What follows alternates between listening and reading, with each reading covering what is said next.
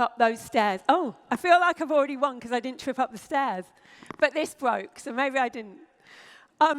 Okay, I'm going to ask a question first of all. And that is, who in here is going through something tough right now? And you don't have to tell me out loud, although some of you are good, vulnerable people. We like you. I know it's hard to admit that sometimes, but actually I'm here for you. I'm here for those of you that are looking at the speakers on this stage and feeling nowhere near where they are, because I was there not long ago. Normally, I don't really talk about what I'm going to talk about today. Normally, when I'm standing on stages, I'm telling people how to make money easily in a step-by-step way. But as soon as I saw the theme for this year, creating a future beyond imagination, I knew I had to tell my story. So that's what I'm going to be doing. Because I want you to realize that this phrase up here is true. It says, it doesn't matter where you come from, it matters where you go. Nobody gets remembered for the things they didn't do.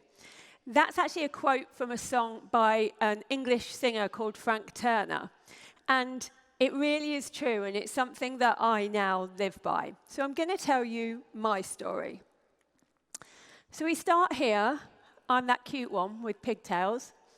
And I grew up in this little nothing town, in a council house, I think you guys might call it welfare, in this little place in Lincolnshire in England.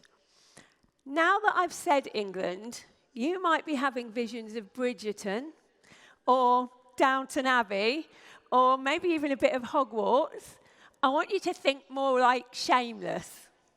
We're on that vibe now. That's where we are. So I grew up in poverty, but I was happy. I was with a single-parent family. My dad was a single parent. But when you're a kid, you don't realize you're poor. And when I was talking about poverty, I mean that sometimes we had to choose between whether my dad ate or we ate. But that was just life to us, and we didn't know any different, and so we were happy. Until the age of 11, when I got a scholarship to an amazing, prestigious private school in England. And I was really happy because it meant that I was smart. And I was really excited about going to this school and being able to learn. But I forgot, or didn't even know, that kids don't like anybody different. So I went to this school where everybody was being dropped off and picked up in these amazing Porsches and Bentleys, and I was being dropped off on the back of my dad's Honda Civic motorbike, which I do realize would be quite cool now, but it wasn't then. So from the first day, I was the one in the second-hand uniform, I was the one with the free lunches. They knew that I was poor, and from the first day, I started to be bullied. And just 2 weeks in, one of the people who I sat with, you know when you first start anything, maybe when you first came in here today, you immediately gravitate towards anyone that you know, because it's a comfort thing, and you sit with the people you know. Well, that's what I did on my first day at school, and I sat with this girl called Gabby, who was the only person from my primary school, my junior school, that I knew. And then just 2 weeks later, that's all it took for me to become the most unpopular kid in the school, 2 weeks. I sat down at the table with her and 8 other people, and she said the phrase that would mean I would feel like I wasn't enough for years. And that was, how come you're even sitting here? You're not like us. You're poor. You can't sit with us. And that was that. That had a lasting impression on my life. And it started 5 years, really, of hell at school, just bullying every single day. And it ended in a really horrific way.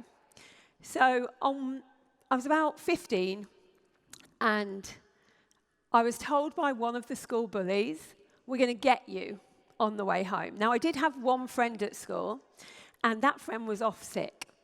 And so I was like, oh, great. I've got to somehow get from the school to the school bus so I can get home without being got, whatever that meant. And so I legged it. I ran really fast, and I didn't make it. They got me. And she pulled out a knife, and she had a knife to my throat, which sounds like it would be a bad thing, but the worst thing was that there were about 50 kids surrounding us, jeering her on. And that was the hard thing for me. I don't remember how I got out of the situation. I think I've blocked it out. But I know that I did, and that I never set foot in that school again. That was it for my education and for what I thought was my career. I then did what a lot of people do who at that point have no self-esteem, because so much had happened to me already that I had no self-worth. And I was 17 when I got married to the first person that showed me any kind of attention. He was much, much older. He was in his 30s. And that began, as you might imagine, 3 years of a domestic abuse situation where I was still being bullied. And eventually I got dragged out of that situation by my sister, who realized what was going on, so that I could start again. So there I am in my 20s, not really knowing what to do, don't have much of a future, but I started working as an office junior. I had no qualifications, so I couldn't do anything else. I was an office junior. I worked in low-income admin jobs, and I kept my head down. I wanted to be invisible. I was terrified of people, mainly girls. So if I was walking down the street and there was a group of girls coming the other way, I would go a different way. There's no way that I would pass them. I couldn't look a single person in the eye. That's how terrified I was of life. And so I kept my head down. And it was in one of these jobs. I was working in a kind of factory. There was a factory, and on the side of it was an office with about 20 girls in their 20s all typing, that kind of thing. And I was one of them. And unfortunately, those girls thought that I was aloof, that I was looking down my nose at them, like I thought I was better than them, because I didn't join in with their drinks, and I didn't join in when they were talking about boys, because I was terrified of them. So I kept my head down. And so the bullying started again.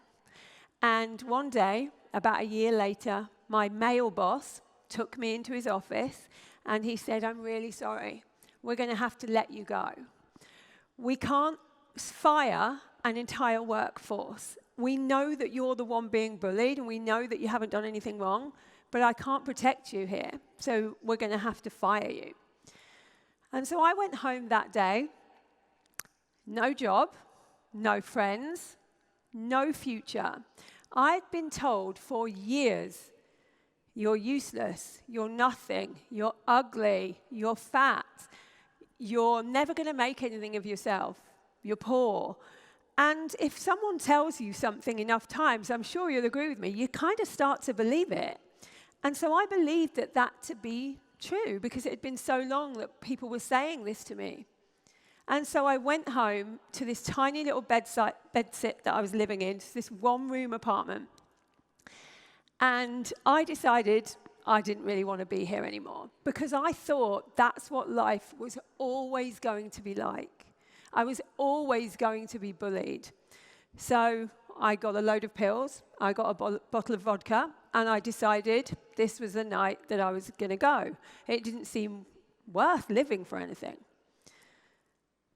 But then this little voice, and I still to this day don't know what it was or where it came from, but this little voice said, "What if they're wrong? What if they're wrong? You were smart when you were 11. You had dreams when you were 11. You had a future that you could imagine when you were 11, and that's when it all went wrong." So I thought, okay, why don't I give myself a test? I'll do something hard. And if I pass this test and I'm able to complete something hard, it will prove that I'm worth something. It will validate myself. So I'll do something hard, and if I can't do it, I will allow myself to leave. And it gave me a kind of way that I could make that decision properly. And so I thought, well, what hard thing can I do? Well, as I hadn't finished school, I thought, I know what I'll do. I will work full-time as an office junior, and I will do a degree at the same time. which is the hardest degree? And I had a look, and it said medicine or law. And so I just picked one and did law.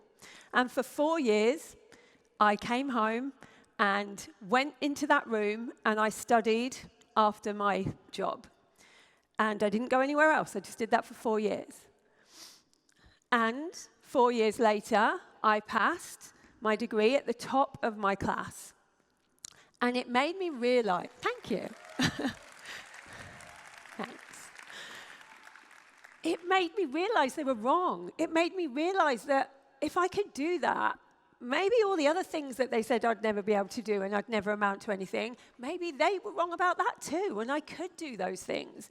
And so it kind of changed everything for me. I decided to move to London on my own. I just got a train one day and moved there. And work my way up from office junior, crawl my way up a corporate ladder until I was doing pretty well. I was in investment banking, and I was working for about $60,000, in your case, a year. And that was more than anyone in my family had ever made, because we were in generational poverty. Not many people in my family had jobs even, let alone, good jobs. And so 60,000 seemed like a lot, and I felt like I was doing something with my life. And then I accidentally got pregnant with twins. Don't pretend that you can't accidentally get pregnant, because you can.